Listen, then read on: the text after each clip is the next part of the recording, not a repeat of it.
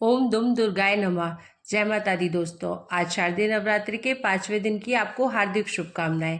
आज नवरात्रि का 5वां दिन है और 5वें दिन की पूजा का और श्री दुर्गा सप्तशती पाठ पढ़ने या सुनने का उद्देश्य जीवन में संतुलन और मानसिक स्पष्टता प्राप्त करना है। आज के अध्याय को सुनने से न केवल आपको आध्यात्मिक शांति मिलेगी बल्कि जीवन के विभिन्न पहलुओं पर गहरी समझ और दिशा भी प्राप्त होगी। और आज के यह अध्याय विशेष रूप से उन लोगों के लिए महत्वपूर्ण है जो जीवन में सही मार्गदर्शन या सही समझ की खोज में है। नवरात्रि के 5वें दिन का पाठ आपके जीवन में ज्ञान, स्पष्टता और संतुलन लाने का एक महत्वपूर्ण अवसर है।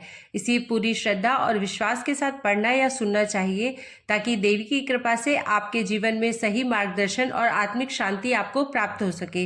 प्रिय भक्तों, इसी कामना के साथ अब हम सब मिलकर आज के अध्याय का रसपान करते हैं। आज आप सुनेंगे दुर्गा सप्तशती के अध्याय 9 और 10 को, जिसमें आप सुनेंगे निशुंभ वध और शुंभ वध नामक प्रसंग। तो चलिए पाठ आरंभ करते हैं। नवा अध्याय निशुंभ वध। मैं अर्धनारीश्वर के श्री विग्रह की निरंतर शरण लेता हूँ। उसका वर्ण बंदूक पुष्प और सुवर्ण के समान रक्तपीत मिश्रित है। वह अपनी भुजाओं में सुंदर अक्षमाला, पाश, अंकुश और वरद मुद्रा धारण करता है। अर्धचंद्र उसका आभूषण है तथा वह 3 नेत्रों से सुशोभित है। राजा ने कहा, भगवान, आपने रक्तबीज के वध से संबंध रखने वाला देवी चरित्र का यह अद्भुत महात्म्य मुझे बतलाया। अब रक्तबीज के मारे जाने पर अत्यंत क्रोध में भरे हुए शुंभ और निशुंभ ने जो कर्म किया उसे मैं सुनना चाहता हूँ। ऋषि कहते हैं, राजन, युद्ध में रक्तबीज तथा अन्य दैत्यों के मारे जाने पर शुंभ और निशुंभ के क्रोध की सीमा न रही। अपनी विशाल सेना इस प्रकार मारी जाती देख निशुंभ अमर्ष में भरकर देवी की ओर दौड़ा। उसके साथ असुरों की प्रधान सेना थी। उसके आगे पीछे तथा पार्श्व भाग में बड़े बड़े असुर थे जो क्रोध से ओठ चबाते हुए देवी को मार डालने के लिए आए। महापराक्रमी शुंभ भी अपनी सेना के साथ मातृगणों से युद्ध करके क्रोधवश चंडिका को मारने के लिए आ पहुंचा। तब देवी के साथ शुंभ और निशुंभ का घोर संग्राम छिड़ गया। वे दोनों दैत्य मेघों की भांति बाणों की भयंकर वृष्टि कर रहे थे। उन दोनों के चलाए हुए बाणों को चंडिका ने अपने बाणों के समूह से तुरंत काट डाला और शस्त्र समूहों की वर्षा करके उन दोनों दैत्यपतियों के अंगों में भी चोट पहुंचाई। निशुंभ ने तीखी तलवार और चमकती हुई ढाल लेकर देवी के श्रेष्ठ वाहन सिंह के मस्तक पर प्रहार किया। अपने वाहन को चोट पहुंचने पर देवी ने शूरप्र नामक बाण से निशुंभ की श्रेष्ठ तलवार तुरंत ही काट डाली और उसकी ढाल को भी, जिसमें 8 चांद जड़े थे, खंड खंड कर दिया। ढाल और तलवार के कट जाने पर उस असुर ने शक्ति चलाई, किंतु सामने आने पर देवी ने चक्र से उसके भी 2 टुकड़े कर दिए। अब तो निशुंभ क्रोध से जल उठा और उस दानव ने देवी को मारने के लिए शूल उठाया, किंतु देवी ने समीप आने पर उसे भी मुक्के से मारकर चूर्ण कर दिया। तब उसने गदा घुमाकर चंडी के ऊपर चलाई, परंतु वह भी देवी के त्रिशूल से कटकर भस्म हो गई। तदनंतर दैत्यराज निशुंभ को फरसा हाथ में लेकर आते देख देवी ने बाण समूहों से घायल कर धरती पर सुला दिया। उस भयंकर पराक्रमी भाई निशुंभ के धराशायी हो जाने पर शुंभ को बड़ा क्रोध हुआ और अंबिका का वध करने के लिए वह आगे बढ़ा। रथ पर बैठे बैठे ही उत्तम आयुधों से सुशोभित अपनी बड़ी बड़ी 8 अनुपम भुजाओं से समूचे आकाश को ढककर वह अद्भुत शोभा पाने लगा। उसे आते देख देवी ने शंख बजाया और धनुषों की प्रत्यंचा का भी अत्यंत दुस्सह शब्द किया। साथ ही अपने घंटे के शब्द से, जो समस्त दैत्य सैनिकों का तेज नष्ट करने वाला था, संपूर्ण दिशाओं को व्याप्त कर दिया। तदनंतर सिंह ने भी अपनी दहाड़ से, जिसे सुनकर बड़े बड़े गजराजों का महान मद दूर हो जाता था, आकाश, पृथ्वी और 10 दिशाओं को गुंजा दिया। फिर काली ने आकाश में उछलकर अपने दोनों हाथों से पृथ्वी पर आघात किया। उससे ऐसा भयंकर शब्द हुआ जिससे पहले के सभी शब्द शांत हो गए। तत्पश्चात शिवदूती ने दैत्यों के लिए अमंगलजनक अट्टहास किया। इन शब्दों को सुनकर समस्त असुर थर्रा उठे, किंतु शुंभ को बड़ा क्रोध हुआ। उस समय देवी ने जब शुंभ को लक्ष्य करके कहा, ओ दुरात्मन, खड़ा रह, खड़ा रह। तभी आकाश में खड़े हुए देवता बोल उठे, जय हो, जय हो। शुंभ ने वहां आकर ज्वालाओं से युक्त अत्यंत भयानक शक्ति चलाई। अग्निमय पर्वत के समान आती हुई उस शक्ति को देवी ने बड़े भारी लूके से दूर हटा दिया। उस समय शुंभ के सिंहनाद से तीनों लोग गूंज उठे। राजन, उसकी प्रतिध्वनि से वज्रपात के समान भयानक शब्द हुआ, जिसने अन्य सब शब्दों को जीत लिया। शुंभ के चलाए हुए बाणों के देवी ने और देवी के चलाए हुए बाणों के शुंभ ने अपने भयंकर बाणों द्वारा सैकड़ों और हजारों टुकड़े कर दिए। तब क्रोध में भरी हुई चंडिका ने शुंभ को शूल से मारा। उसके आघात से मूर्छित हो वह पृथ्वी पर गिर पड़ा। इतने में ही निशुंभ को चेतना हुई और उसने धनुष हाथ में लेकर बाणों द्वारा देवी, काली तथा सिंह को घायल कर डाला।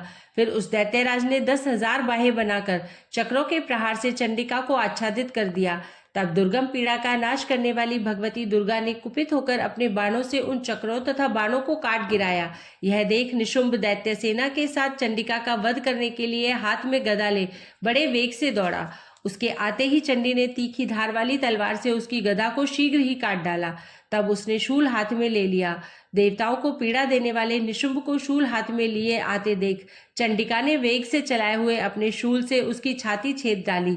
शूल से विदीर्ण हो जाने पर उसकी छाती से एक दूसरा महाबली एवं महापराक्रमी पुरुष खड़ी रह कहता हुआ निकला। उस निकलते हुए पुरुष की बात सुनकर देवी ठठाकर हंस पड़ी और खड़ग से उन्होंने उसका मस्तक काट डाला। फिर तो वह पृथ्वी पर गिर पड़ा। तदनंतर सिंह अपनी दाढ़ों से असुरों की गर्दन कुचलकर खाने लगा। यह बड़ा भयंकर दृश्य था।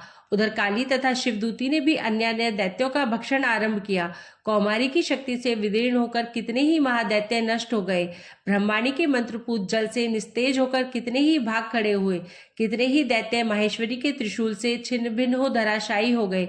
वाराही के थुथुन के आघात से कितनों का पृथ्वी पर कचूमर निकल गया। वैष्णवी ने भी अपने चक्र से दानवों के टुकड़े टुकड़े कर डाले। इंद्री के हाथ से छूटे हुए वज्र से भी कितने ही प्राणों से हाथ धो बैठे। कुछ असुर नष्ट हो गए, कुछ उस महायुद्ध से भाग गए तथा कितने ही काली, शिवदूती तथा सिंह के ग्रास बन गए।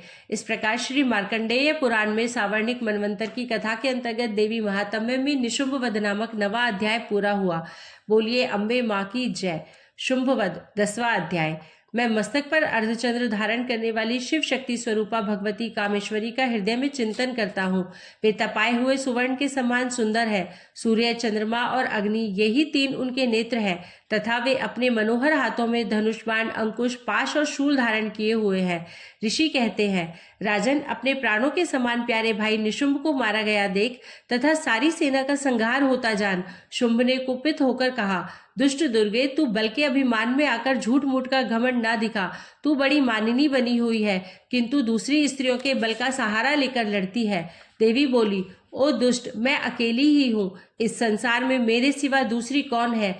देख, ये मेरी ही विभूतियां हैं, अतः मुझमें ही प्रवेश कर रही है। तदनंतर ब्रह्माणी आदि समस्त देवियां अंबिका देवी के शरीर में लीन हो गई। उस समय केवल अंबिका देवी ही रह गई।